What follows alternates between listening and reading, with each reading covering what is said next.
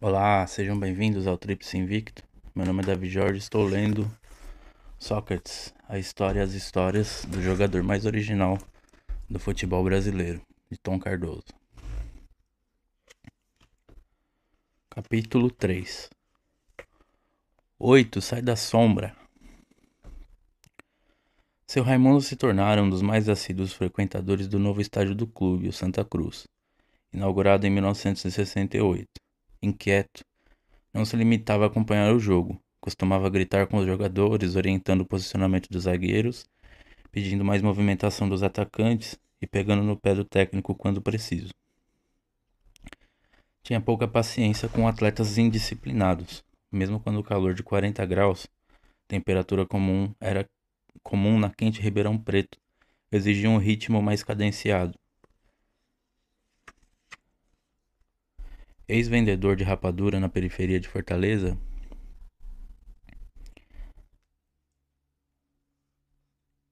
não admitia nenhum sinal de corpo mole. Quando percebia que o time abusava das jogadas pelo lado esquerdo do campo, justamente o setor do gramado onde não batia sol o tempo inteiro, seu Raimundo se enfurecia e cobrava do treinador, que jamais conseguiu ouvi-lo, a imediata substituição dos preguiçosos. No fim de 1973, seu Raimundo passou a direcionar as críticas a apenas um jogador, que teimava em não sair da sombra, mesmo quando os termômetros não passavam de 30 graus. O garoto de 19 anos, o grande talento do time comandado por Alfredo Sampaio, tornava-se, durante o jogo, um autêntico ponto esquerda, não por vocação técnica ou tática. Ele era um meio-campista nato, mas pelo precário condicionamento físico. Apesar de muito jovem, parecia sempre sem pique e disposição para correr. Seu Raimundo não perdoava e um grito passou a ecoar no estádio Santa Cruz toda vez que Sócrates buscava o conforto da ponta esquerda. 8, sai da sombra. O camisa 8 passara, mesmo cansado, a fazer bons jogos, mas não o suficiente para comover o já folclórico intransigente torcedor das tribunas, que de lá esperneava: 8, sai da sombra, 8, sai da sombra, 8, sai da sombra. O garoto que conquistara de vez a condição de titular, ao entrar no lugar do atacante Maritaca, durante um jogo contra o América de Rio Preto, em fevereiro de 74, pelo Campeonato Paulista, compensava a falta de preparo físico com um assombroso talento. Decidiu os jogos logo no primeiro tempo, dando bons passes e lançamentos, quase todos decisivos. Era uma unanimidade entre os torcedores, menos para seu Raimundo. O protesto contra a nova revelação do time, já transformado em bordão, quase custou caro ao fiscal da Receita.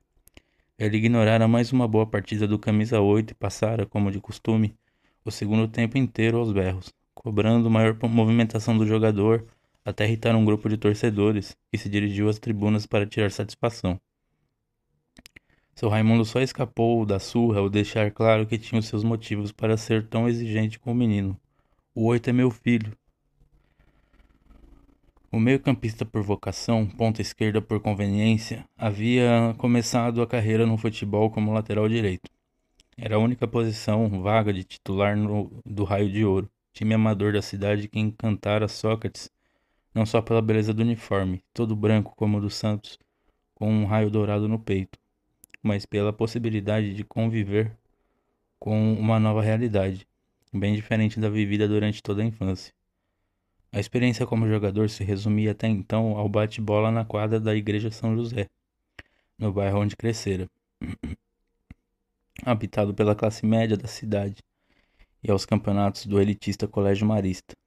Pelo Raio de Ouro, muitas vezes viajando na boleia de caminhão para disputar torneios organizados por fazendeiros e usineiros, o filho do seu Raimundo, à época, com 12 anos, passou a conviver com pessoas de outra realidade financeira. A consciência social de Sócrates começou a desabrochar para valer ali, o seu futebol também.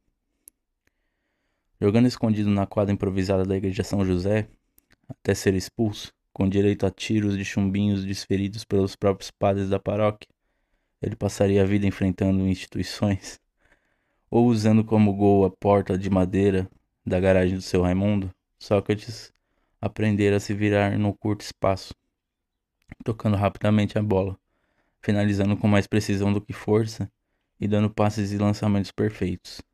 Círio, Marcão, Cláudio, Belicão, Gera, Filó, todos os consagrados na rua São José, graças ao futebol solidário e já genial do primogênito de seu Raimundo. No Raio de Ouro, disputando torneios em imensos campos de futebol de várzea, Sócrates teve de mudar de estilo para se adaptar ao latifúndio, sem um mínimo de cacuete para jogar de lateral direito, posição que ele exigia mais disposição física e disciplina tática. Quando apoiava o ataque, quase sempre permanecia por lá, deixando enormes espaços na defesa. O filho de seu Raimundo assumiu naturalmente a posição de líder do meio-campo. Atuava, mas recuado, dando ritmo ao time. Parecia lento, mas não era. Não puxaram a ansiedade do pai, sempre afoito para que o jogo se resolvesse logo. Mesmo quando tudo indicava que o Raio de Ouro perderia o jogo, ele não se afobava. Apenas voltava a ser o jogador da rua São José, imprimia mais velocidade à partida, trocando o estilo cadenciado por passes rápidos. De primeira, por passes rápidos de primeira. Sabia ser individualista quando preciso, com arrancadas sensacionais em direção ao gol. Sócrates já dominava todos os fundamentos técnicos do futebol. Dificilmente errava um passe ou lançamento. Finalizava com extrema precisão, quase sempre sem usar a força. Só tinha uma deficiência, o cabeceio. Aprenderia a cabecear de maneira certa, de olhos abertos para baixo, na seleção por insistência de Tele Santana. O toque de calcanhar ainda não fazia parte do seu repertório.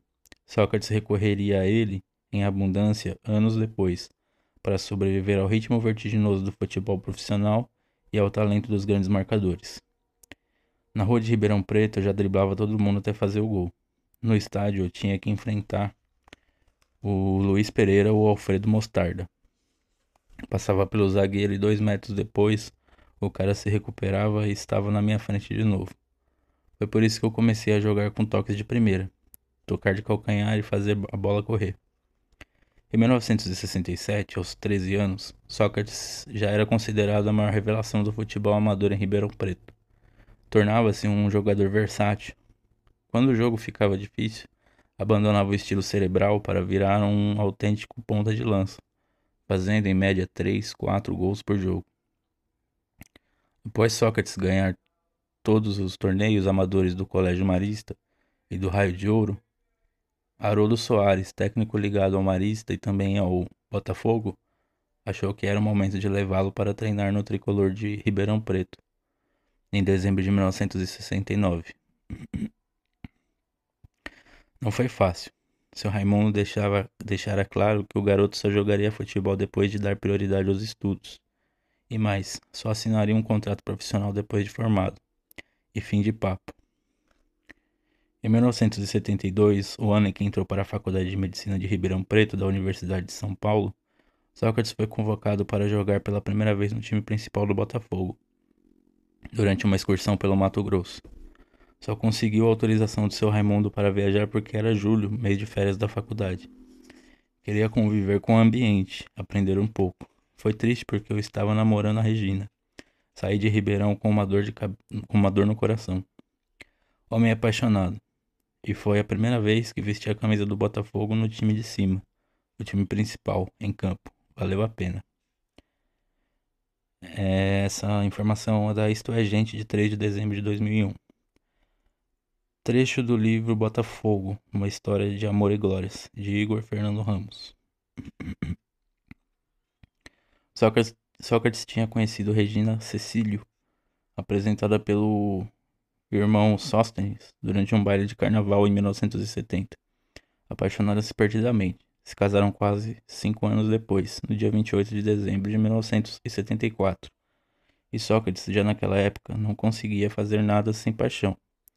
Longe de Regina, a atuação na estreia como profissional, no 0-0 contra o Combinado Comercial Operário, dia 28 de julho de 1972, foi apenas discreta. Só se soltou 2 dias depois, contra outra combinação de times de Campo Grande, Mato Grosso, ao fazer o gol da vitória, o primeiro pelo time de cima do Botafogo. Sócrates passou a jogar com frequência no time profissional, mesmo sendo teoricamente, por exigência do pai, um amador sem qualquer vínculo empregatício com o clube. Os diretores do Botafogo tentaram convencer seu Raimundo a adiantar o processo de profissionalização do filho, oferecendo um salário bem acima da média dos outros jogadores, mas o fiscal da Receita não quis saber de conversa. Enquanto isso, o futebol de Sócrates crescia a cada jogo. Já era um dos ídolos da torcida, não só pela já reconhecida elegância com que distribuía o jogo no meio-campo, mas pela facilidade para fazer gols. Em março de 1974, os dirigentes do Botafogo conseguiram registrar o primeiro contrato profissional de Sócrates na Federação Paulista de Futebol. Seu Raimundo, enfim, se rendera ao talento futebolístico do filho, mas não abandonara suas convicções. Ele jogaria profissionalmente pelo clube, mas continuaria dando prioridade aos estudos, o que significava, na prática, a dispensa dos treinamentos durante a semana. Sócrates achou a ideia do pai ótima, passaria a receber um salário razoável, o suficiente para a gasolina do carro e para a cerveja, e ainda ficaria livre dos insuportáveis treinos táticos e físicos. Mesmo exausto por causa do nível de exigência dos exames de medicina e das intermináveis rodas de cerveja no Pinguim, Sócrates continuava fazendo a diferença. Jogaram uma barbaridade no Campeonato Paulista de 1974, consagrando, graças a seus passes e lançamentos, o centroavante Geraldão, artilheiro da competição, contratado no ano seguinte pelo Corinthians. Galdino Machado, treinador do Botafogo, o mesmo que, como goleiro, entrara para a história ao levar 11 gols do Santos, 8 de Pelé, em 1964, acataram o pedido de seu Raimundo e as vontades de Sócrates, deixando o camisa 8 livre para treinar quando pudesse, ou quisesse. Mas Hamilton Mortari, diretor de futebol do clube, achou que chegara o momento de cobrar mais profissionalismo de Sócrates. Se ele não podia participar de todos os treinamentos, que, pelo menos, iniciasse urgentemente o plano de exercícios para fortalecer a musculatura. Se continuasse franzino daquele jeito, argumentava Mortari, não suportaria por muito tempo os choques com os zagueiros. Sócrates, a contragosto, iniciou a bateria de exercícios com halteres. Não suportou as dores e abandonou o treino no terceiro dia. Foi cobrado duramente por Mortari e ficou ainda mais bravo quando soube que o Sócrates estava bebendo cerveja justamente no horário reservado para musculação. Cebinho, massagista do Botafogo e um dos mais antigos funcionários do clube, testemunhou o embate entre o jovem craque do time e o diretor de futebol. Ele conta. O Mortari era temido por todos no clube, não dava moleza. Quando soube que o Sócrates, que já não aparecia para treinar, tinha trocado as sessões de musculação pela cervejinha no fim da tarde, foi pessoalmente cobrá-lo. Chegou dando uma baita bronca, diante de todo mundo, dizendo que um atleta como ele não podia ficar bebendo cerveja durante a semana, na frente de todos os torcedores. Sócrates peitou o Mortari. Ninguém acreditou. Olha, daqui pra dentro, eu tenho compromisso com o clube. Do portão pra fora, a vida é minha. Ele ficou um tempão sem aparecer no Botafogo. Voltou a pedido dos dirigentes com um salário ainda maior e livre da obrigação de fazer musculação.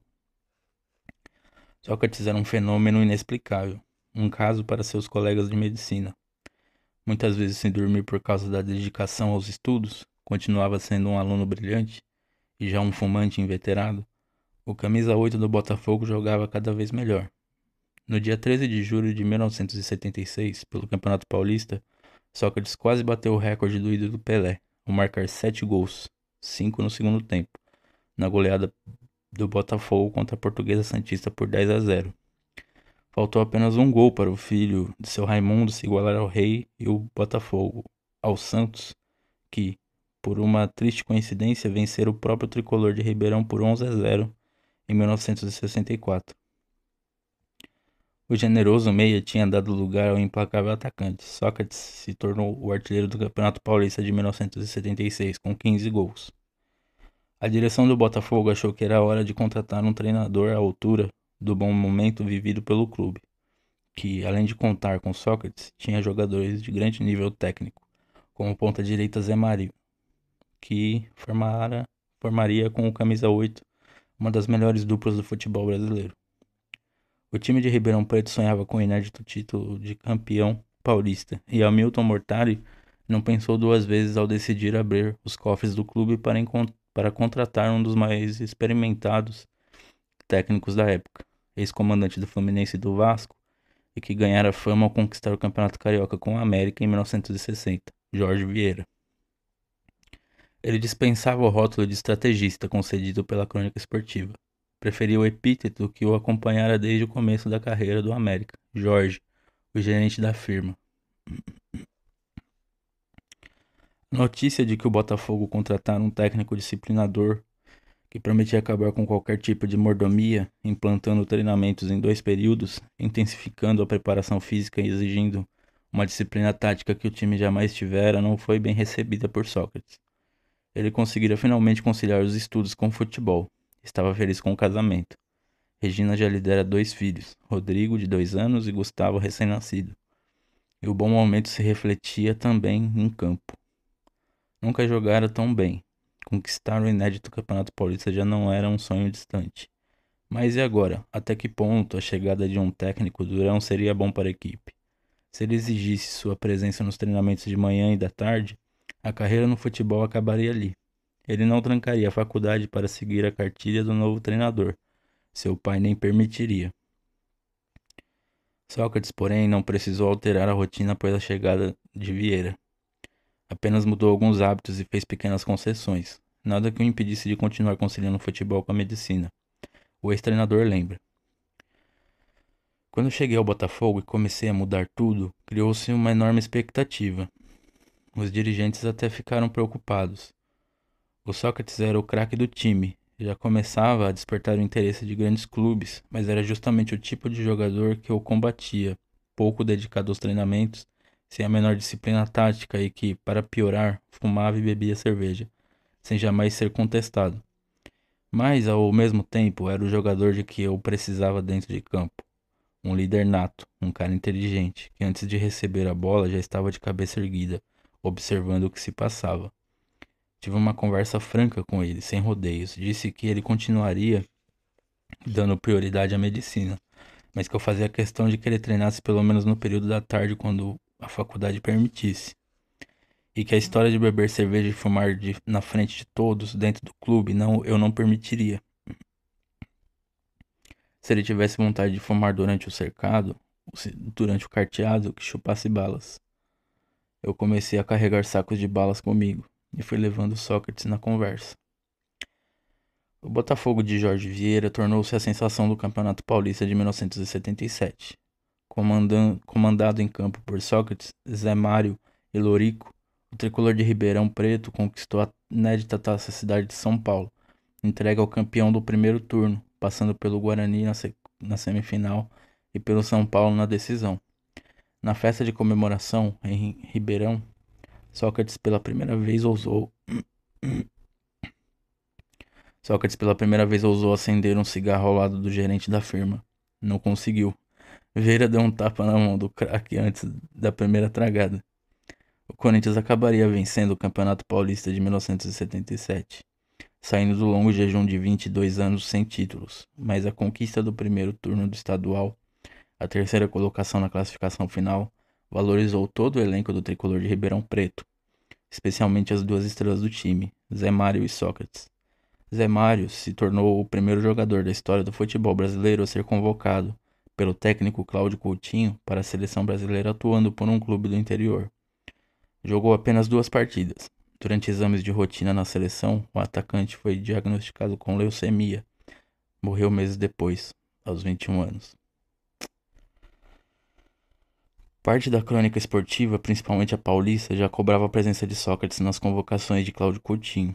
O meio do Botafogo ganhara até um elogio de Pelé, após um jogo entre a seleção brasileira e a seleção paulista, no dia 16 de junho de 1977, 1-1. Sócrates não se intimidou diante de tantos craques. A seleção principal era comandada pelo veterano Rivelino e por Zico, a grande revelação do futebol brasileiro, e abusou dos toques de calcanhar. O rei se impressionou. Ele joga melhor de costas do que a maioria de frente. O afago de Pelé não foi suficiente para fazer o presidente da Confederação Brasileira de Desportos, a CBD, Heleno Nunes, mudar a postura em relação ao craque. A vida dupla levada por Sócrates era considerada pelo dirigente um mau exemplo, para os outros jogadores. Naquela época já tinha reações ferradas ao meu nome. O presidente da CBD dizia que eu não jogava porra nenhuma, que eu não treinava. Depoimento de Sócrates para o livro Botafogo, uma história de amor e glórias, de Igor Fernando Ramos. No Botafogo, a pressão era grande para que o Sócrates enfim se dedicasse apenas ao futebol após o curso de medicina. Seu Raimundo, por vez, achava que o filho deveria pedir uma licença do clube, concluir a residência médica e, já como especialista, tomar uma decisão definitiva sobre seu futuro profissional. A residência começaria em fevereiro de 1978, exatamente no dia em que se encerrava o vínculo contratual com o Botafogo. Seu Raimundo não dava ponto sem nó. Sócrates, pressionado por todos os lados, optou pelo futebol e renovou o contrato com o time de Ribeirão. Os dirigentes do Botafogo já tinham planos para ele: vendê-lo imediatamente para um grande time da capital paulista e cobrir parte das enormes dívidas do clube. Quem chegasse primeiro levaria.